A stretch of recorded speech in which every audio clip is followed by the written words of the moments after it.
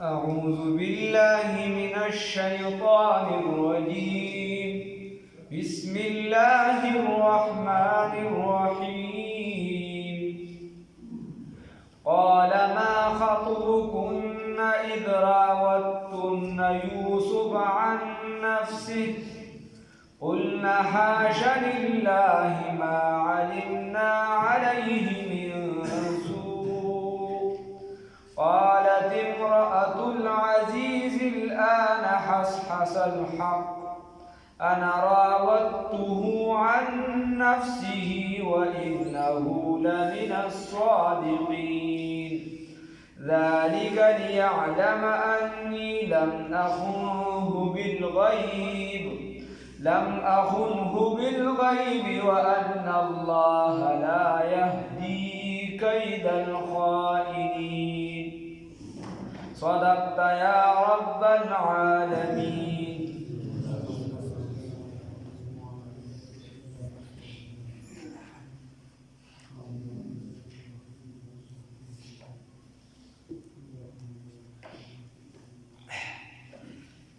دې آیاتونو کې الله رب العزت د دې هغه خبره وایي تاسو ته ما ویلي چې یوسف علیه السلام پسې لاړ او ورته وی یوسف علیه السلام ته دې ویلي کوم چې قاصد ورغی چې ته د جیل نه راوځه، ورته وی د جیل نه راوځه. یوسف علیه السلام ورته چې نه داسې څنګه دروځم، دا خو به صدارتي حکم باندې زه درووتم، سبب په ما باندې الزام و په الزام پاتې شو. خلک وایي چې بادشاه راوباسه. اول بادشاه ته ووایه چې ته دا ښځې راوغواړه او د دې نه تپوس وکړه چې بهی تاسو دا لاسونه ولې کټ کړو. وګوره دا یې ورته ونه ویل چې د پلانکې بیبي نه تپوس وکړه، د زلیخې نه تپوس وکړه. ولې؟ چې د هغې عزت چې دی هغې محفوظ ساتل غوښته چې یوې زنانه نه تپوس وکړه. نو هغې یوه وجه دا وه. بله وجه یې دا وه چې د هغې په کور کې دی رالوی شوي نو د هغه نعمتونو اگر چې هغې ته مطالبه کړې وه د هغې د والده سماوي یا 14 کاله یا 11 یا 14 یا 9 یا 7 کاله دا د جیل وخوړ. خو بیا هم د هغې د هغه احساناتو خیال یې ساتلو چې زه په کور کې رالوی شوي یم نو چې صرف هغه چې ده په هغې باندې الزام رانشي. او دکه شان د عزیز مصر د وزیر اعظم خیال یې ساتو چې بهی دا چې دی ما زه د هغه یو هغه اغوښتی وم هغه راله دومره عزت راکړو، خپلې ښځو ته یې ویې چې اکرمي مثواه ده له ښکلې ټیکانه وګرځوه وغیره، موږ به یې په خپل زوی سره ونیسو. نو د هغې ټولو خیال یې ساته. نو ورته وایي د دې ښځو نه تپوس وکړه چې د کومو ښځو دا لاس کټ کړی دی، دا ګوتې کټ کړي دي، د دې نه تپوس وکړه. نو ټولې یې یادې کړې. نو چې کله دا تپوس ترې وکړه قلنا حاش لله، دا تپوس ترې وکړه چې تاسو ولې دا لاسونه کټ کړل، وجه څه وه؟ نو بادشاه وی ښه بادشاه هغې راوغوښتلې. نو بادشاه هم ګوره یوې کني نوره خو هغه ته خبره را رسېدلې وه، نو یوه ښځه یې راټینګه نه کړه، هغه هم هوښیار و په وتو بوتو بادشاه نو. نو هغه هم قاله وویل هغه ما خطبکن ای ما حالکن ما شانکن، دې ښځو ته وایي ستاسو څه شان څه حالت مو، اذ راوتن په هغه وخت کې چې مطالبه وکړه تاسو یوسف د یوسف علیه السلام عن نفسه په باره د نفس خپل کې په باره د نفس د هغه کې د هغه نه مطالبه وکړه. نو ګوره مطالبه خو صرف یوې ښځې کړې وه ظاهرا، او دې نورو چې د کوم علما ما تاسو ته ویل لکه امام الهند مولانا ابوالکلام آزاد رحمت الله علیه په الجمال والکمال کې لیکي، هغه وایي چې دې چې دا ګوتې کټ کړې وې دا یې قصدن کټ کړی چې دا یوسف علیه السلام مونږ له خوا له راشي چې مونږ ته د نږدې نه لذت حاصل کړو، یا زمونږ دا ویني چې دا پاکي کې بخپل. نو دی ورته وایي دې ته وایي اذ راوتن یوسف، په هغه وخت کې چې تاسو راوبلئ یوسف علیه السلام لره عن نفسي په باره د نفس ته هغه کې قلنا نو دی ورته وایي حاشا لله سی ورته وایي وی حاشا لله یا داسې معنا وکړه حاشاه لله داسې معنا وکړه ساتلی دی دلره الله رب العزت دی الله پاک د دې جرم نه د هر څه مونږ هر څونه په ده باندې زور او زبردستي به وکړه اشارتن ما تاسو وایي چې اشارتن یې ورته خبره وکړه د دې نورو ښځو او د یو بیبي ته ډایرکټ په ډایرکټ ورونه یې بند کړه مطالبې ته وکړه چې ما سره یعنې زما دا مطالبه پوره کړه نو دی ورته وایي چې ساتلی دی دلره الله رب العزت الله دې ساتلی دی بس ده چې دی دغه مطالبه زمونږ نه ده پوره کړې هغې طرف ته توجه مو نه ده کړې یا قلنا نو دی ویل حاشا لله معاذ الله توبه خدای توبه هغه خو نه دی هغه خو داسې کار نه دی حاشا لله سبحان الله هغه ذات پاک دی د الله رب العزت ما علمنا علیه من سوء موږ ته خو د یوسف علیه السلام په باره کې د سره د بدۍ اډو څه علم نشته هغه خو اډو بدي کړې نه ده موږ ته د هغه په باره کې د بدۍ علم نشته هغه پاک دامنه دی پاک انسان ما علمنا من عالم نه یو من ته علم نشته علیه په یوسف علیه السلام باندې من سوء د څه بدۍ پاک کس دی من په هغه باندې زمون په هغه باندې صحیح ګمان قالت نوئل امرأة العزیز هغه ښځې د بادشاه د وزیر اعظم هغې وي ښه الآن اوس حس الحق هغې وي اوس ښکاره شو حق ښه نو اوس هغې خپله اقرار وکړو بل په عشق کې پخه شوي علما وایي نو چې کوم کس په عشق کې پوخ شي نو هغه بیا د الزاماتو خیال میال نه ساتي هغه بیا الزاماتو ته نه ګوري هغه بیا خپله خبره مدعا پیش نو هغه خو پخه شوې وه نو قالت وویل امرأة العزیز هغه بیا د معشوقې نه خبره راړي هغه الزام په ځان باندې ټهراوي خو په هغې باندې الزام نه پرېږدي نو قالت وویل دی امرأة العزیز هغه ښځې د عزیز مصر وویل الآن اوس حس الحق ثابت شو حق اوس خبره سمه شو اوس خبره وشوه ښه نو انا راودته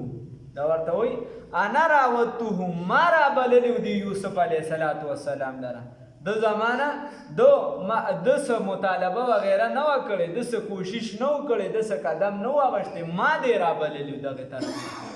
انا راودته عن نفسي وانه لمن الصادقین او یقینا ودی د رښتونو نه دی د پاک دامنو نه رښتیا سره دا ده چې څه ویلي دي همدقه شان دی پاک دی د دروغ نه دی ویلي نو اوس دا ورپسې خبره ذلک لیعلم انی لم اخنه بالغیب دا د دې دپاره چې پوه شي ذلک دا په دې وجه لیعلم چې پوه شي انی لم اخنه چې زه نه یم ما خیانت نه دی کړی بالغیب په غیبوبت په غایبوالي د مالک یا په غایبوالي د خاوند کې وان الله لا يهدي كيد الخائنين والله رب العزت نه کامیابوي تدبیر د خیانت کوونکو لا يهدي نه کامیابوي دلته معنا ده اوس خبره ده بعضې مفسرین وایي سلک شانتي چې دا ذالک جمله چې ده نو دا د زلیخې بیبي ده هغه وایي چې ګوره د عزیز مصر ته د ځان صفایي کوي او خبره دا کوي چې ټیک ده ما د ده نه مطالبه کړې ده خو ګورې دغه عملي طور ما دغه کارم نه دی کړی د خپل نفس حفاظت زما شوی دی زه پاک دامن یم ستا په غیبوالي کې ما ستا عزت دا تار نه دی کړی نو ذلک لیعلم انی لم اخنه بالغیب د دې دپاره چې زما دا خاوند په دې باندې پوه شي چې ما د ده په غیبوالي کې خیانت نه دی کړی خو اکثر مفسرین وایي چې نه دا خبره د ده نه ده د یوسف علیه السلام خبره ده او یوسف علیه السلام ورته گویا هغه احسانات ورمحته کوي چې تا په ما کوم احسانات کړي دي نو ګورې ما د هغې احساناتو بدله خرابه نه ده درکړې هسې نه چې ستا په زړه کې دا راشي چې ما رالوی که ما ورسره احسانات وکړو او ده بیا زما عزت چې دی د ما په عزت یې داغ ولګو زما عزت یې تار کوي داسې نه ده یوسف علیه السلام ورته وایي دا دومره معامله مې چې وکړله وایي ذلک دا معامله لیعلم دپاره د دې چې پوه شي څوک د عزیز مصر انی لم اخنه چې یقینا ما لم اخنه ما خیانت نه دی کړی بالغیب په غایب والي د دې آقا کې زما چې کوم مالکو زه اغوستی هم دی نو زما نه بیبي مطالبه وکړله چې دی په دې باندې پوه شي دا خپله ښځې ګواهي وکړي دا نورې ښځې ګواهي وکړي چې ما د ده په غایبوالي کې ګوره خیانت نه دی کړی ما خیانت نه دی کړی او دا مې ولې نه دی کړی او دا ګوره دا ته چې دا دومره پروګرام جوړ کړي دا څه دپاره د پاکۍ دپاره د دې وجې علماو لیکلي دي خلک یو حدیث ته یو حدیث نه د علماو محققینو دا رایه چې حدیث نه دی خو د علماو قول والا یا چېرته د صحابو قول به یې کیدی شي هغې کې وایي چې تاسو ویریږئ د تهمتونو د ځای نه ځان د تهمت د ځای نه هم لرې ساتئ تا ته پته ده یو ځای کې ټول چرسیان ناست دي هغې چرسونه څکي چې دا ډکینې خلک وایي دا چرسي ټول خلک زنا کوي دا ډکینې خلک وایي دی زناکار دی نو وی تاسو د تهمت د ځایونو نه ځان لرې وساتئ کتابونه لیکي بیا رسول الله صلی الله علیه وسلم په شان شخصیت په مسجد نبوي کې اعتکاف ته ناست په مسجد نبوي کې اعتکاف ته ناست رسول الله صلی الله علیه وسلم او صحابه ورسره اعتکاف ته ناست او په دې کې بیبیانو څه کارونه او د شپې څه د هغې څه مسله وه هغې باره کې راغی رسول الله صلی الله علیه وسلم ته نو نور صحابه چونکې اعتکاف ول هغوی جدا شو او دې رسول الله صلی الله علیه وسلم سره ناست ناوخته پورې نو نورې بیبیانې خو بیا لاړې نو حضرت حفصه رضی الله عنها ورسره ډېره ایساره شوه نو دوه ملګرو په صحابو کې ای به یو ځای ګرځېده جوړه حضرت اسید رضی الله تعالی عنہ او حضرت عباده رضی الله تعالی عنہ دی به ډېر زیات یو ځای ګرځېدو هر شپه ورځ نو دی د شپې ډېر زیات ناوخته رال جومات ته مسجد نبوي ته د هغې خوا کې تېرېدل چې کله دواړه ملګري د هغې خوا کې تېرېدل نو دا حفصه رضی الله عنها دغه ټیم روانه وه رسول الله صلی الله علیه وسلم ورته وی چې زه درته ودرېږم په دې کناره باندې ته خپلې حجرې ته دننه شه نو مسجد نبوي سره جفته حجره چې ده د سیدنا عایشه صدیقه رضی الله تعالی عنها وه د هغې دیوال د مسجد نبوي دیوال یو بیا ورپسې غالبا چې دی ام سلمه وه بیا حضرت حفصه وه وغیره داسې په ترتیبوار باندې د هغې کمرې نو دا رسول الله صلی الله علیه وسلم چې کوم ځای اوس دا بند دی کوم ځای چې رسول الله صلی الله علیه وسلم ښخ کړی شوی دی د هغوی مبارک نو دا حجره دا کمره چې ده د عایشې بیبي حجره ده د پیغمبر دا هغې چې په کوم ځای کې وفات شي په هغه ځای باندې به هغه بیا ښخې دا قاعده د قانون اکثري دا قانون اکثریت وایي نو رسول الله صلی الله علیه وسلم مکه ځای کې دفن شوی خیر دا خو ځان خبره نو بیا دا نو چې د حفصه رضی الله تعالی عنها روانه وه نو رسول الله صلی الله علیه وسلم چې دغه دوه صحابه ولیدو نو هغې ته یې اواز وکړو راشي هغې چې راغلي وایي څوک یې تیاره وه اواز یې ورکړو نو یو ورته صیب وایي اسید یم وایي ته څوک یې نو بل ورته زه عباده یم وایي ښه وایي راشئ درخوا چې هغې وایي تاسو دا زنانه ولیدله چې روانه وه هغې ورته یو صیب ولیدله وایي دا زما بیبي ده حضرت حفصه رضی الله تعالی عنها څه ورته وایي دا زما بیبي وه حضرت حفصه رضی الله تعالی عنها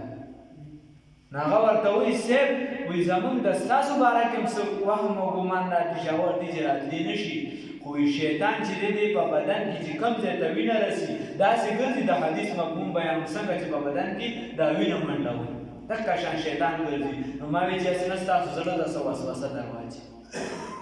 نو داسې به خپله د ځان پاکه ساتي داسې به ځان پاک دامن ساتي دا ځان به د تهمتونو ځایونه لرې ساتي او که تا ته پته لګي چې د دې پلانکې معاملې د ولې په ما د چا شک راځي نو د هغې ورته مخکې د هغه نه چې په اړه کې کرل ریبلو کړي او ځان د خپله یو نتیجه راوباسي ته ورته مخکې د هغې نه د هغې نتیجه وایي چې بهي دا ما چې داسې وکړه کېدای شي ستا په اړه کې شک وي خو دا خبره داسې ده ګورې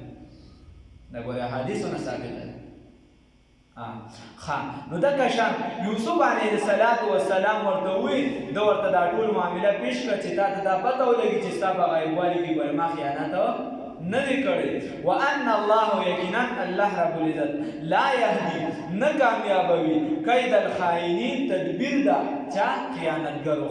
او رسول الله صلی الله علیه وسلم فرمایي درې شیزونه دي المکر والخدیعه والخیانه فی النار و یو مکر او پریب دی یو دوکه ده او بل څه شی دی بل چې دی خیانت دی وی دا درې واړه مکر پریب او دوکه او خیانت دا درې شیزونه چې دي دا سبب د اور د دخول دی دا به تا اور ته دننه کي ته چا سره دوکه کې اور ته به دې دننه کي پیچ دی یو پولی او یو پو بگی تو بو ورواچی لخیر دکا شان چې دی په هر سیس کې دوکه ده په هر یو سیس کې ملاوټ شروع دی هر او رسول الله صلی الله دکا شان مکر دی فریب دی خلک لګیا دي دکا شان چې دی خیانت دی خلک کوي د امانت خبرې دی د سوکو کې چې لګا تا ته کوم بل چاته مکوا هغه بل ته وکي هغه بل ته وکي دکا شان چې سر امانت پروت دي علما لیکي تاسو مثال په تور چا 100 روپے کې خو دي او دا د سر امانتن کې خو دي درته چې دا تاسو امانتن پرتی دي نو که دا هغې نه تاسو دا بالکل زور دی شلېدلی دی ته وایې چې یاره دا به زه لرې کړم دله به نوي نوټ ورکړم نو دا تا په امانت کې خیانت وکړه تا په امانت کې هم بعینه هم اکه څیز به ورکړې چې سیده سره امانت یې نو لږ احتیاط پکار دی الله رب العزت د عمل توفیق راکړي قال هو البادشاہ ما خطبكن سشان دستاسو سحال استاسو اس بها وقت کی راوتن چتاسو راوبل یوسف سیدنا یوسف علیہ السلام لرا عن نفسه فبارد نفس تحقی قلنا نوول دی زنانو حاش لله فاكد الله رب العزت درا ما علمنا منتعلا نشتا علیہ فبارد یوسف علیہ السلام کی من سوء د سبده په یوسف علیہ السلام کی د سره بدی نشتا مو باغ کې بدی صحیح کړی نه ده قالت نوول امرأة العزيز اغخذ العزيز مصر الآن اس حس الحق چی ثابت شحق انا نوزو انا ما راودته رابللیو دی یوسف علیہ السلام درا عن نفسه فبارد نفس تدکی وَإِنَّهُ لیکن دغا یوسف علیہ السلام دا من الصادقین دا رشتون ندی ذالک دا چیدی دا یوسف علیہ السلام خبرہ ذالک دا چیدی لیعلم دا دی دا پارا انی چی یقینا ما لم اخنه خیانت ندی کری بالغیب بغیبوبت بغیب والد دی مالک کی وَأَنَّ اللَّهُ يَكِنًا اللَّهُ رب العزت لا يهدي نکامیابوی قید الخائنین تدبیر دا خیانت کونکو اللہ میں دا خیانت نوصل اللہ رب العزت دا سپارہ زمون دا طول دا بار مبارکاو کرتے اور چیز سوی لشیوی اللہ دا عمل کو دا توفیق را نصیب